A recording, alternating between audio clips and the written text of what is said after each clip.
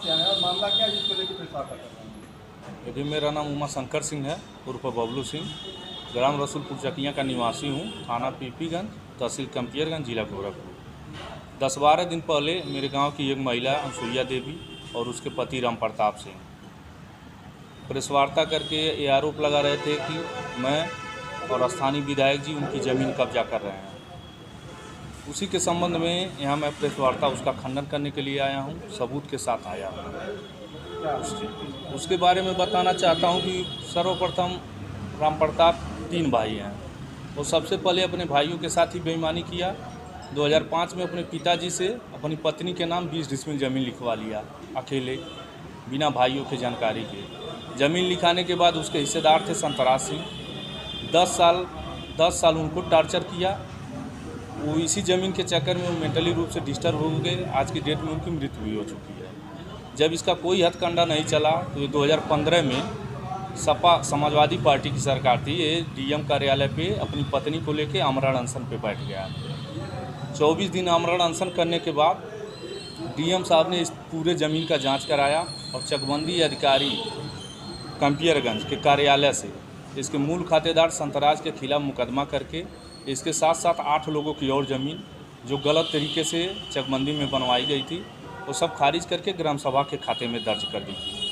ये 19 फरवरी 2015 की बात है। मुकदमा संख्या 1159, चकबंदी कार्यालय कंपियरगंज, गोरखपुर। ज़मीन खारिज होने के बाद ये शांत हो गई। शांत होने के बाद जब 2017 में फिर योगी जी की सरकार आई तो उस समय तत्कालीन प्रधान हमारे संगीता यादव, पत्नी श्रवण कुमार यादव थे। उस समय योगी जी सरकार द्वारा ज़मीन का प्रस्ताव मांगा गया।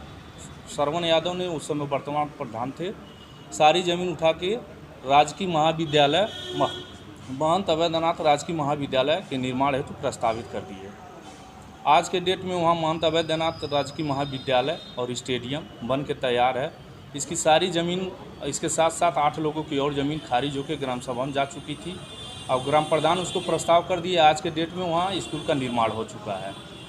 आप ये मीडिया में आके कहती है कि मेरा 391 ट ज़मीन है जिसको बबलू सिंह और विधायक जी कब्जा करना चाह रहे हैं। स्मार्टफोन है सबके हाथ में, कोई भी गूगल पे जाके भूले खोल के देख ले। 391 ट में आदेश चढ़ा है कि इसके ज़मीन पे सरकारी स्कूल का निर्माण हो चुका है। इस स्थिति में इसके नाम से एक भी ज़मीन नहीं है। ये पर महीने दरख्वास्त देती है प्रधानमंत्री कार्यालय, मुख्यमंत्री कार्यालय, हर जगह से तहसील पे आता है या थाने पे आता है। हर जगह से यही रिपोर्ट लग के जाता है कि इसके नाम से कोई ज़मीन अभिलेख में दर्ज नहीं है, इस पर कोई कार्रवाई किया जाना संभव नहीं है। हर जगह से अभी आप क्या चाहते हैं? हम ये चाह रहे हैं, जो झूठा दुष्प्रचार कर रही है जनता, ये भी जाने कि इसके नाम से कोई ज़मीन ही नहीं है तो कोई कब्जा क्या करेगा।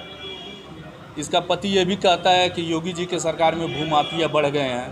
पूरे भारत देश प्रदेश को नहीं, सबको पता है कि भूमाफिया का नामो निशान नहीं है। वो भी गोरखपुर के ज़िले में कौन किसी की ज़मीन कब्जा कर लेगा।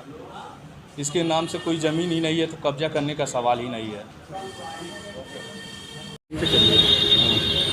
चकबंदी विभाग द्वारा इसके मूल खातेदार संतराज सिंह के खिलाफ मुकदमा किया गया था, सरकार बना संतराज। इसमें इसके अनुसुईया के साथ साथ जिसकी ज़मीन खारिज हुई है सबका इसमें डिटेल है,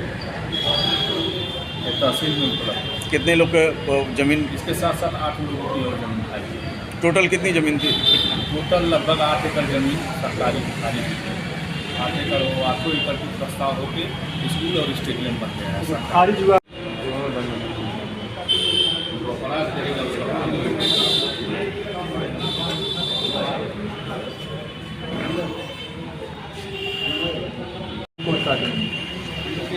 ऐसे ही न्याय मिलता हमारे यहाँ क्यों आते फैसला न्यायालय भी नहीं है, हाईकोर्ट भी नहीं है। न्यायालय के लिए गलत करावी ऐसा देवरिया कांड हुआ